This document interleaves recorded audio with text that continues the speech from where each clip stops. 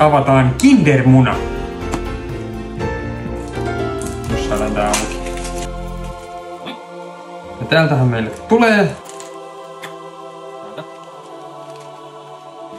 tulee joku tommonen örvelö.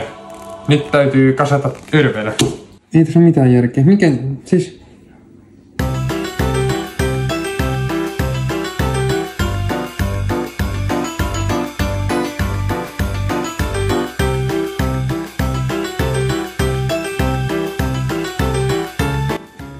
Pari tarraa vielä. Ja nyt verrataan, tuliko siitä oikein näköinen. Eli tommonen siitä pitäisi tulla. Tai itse asiassa varmaan tommonen.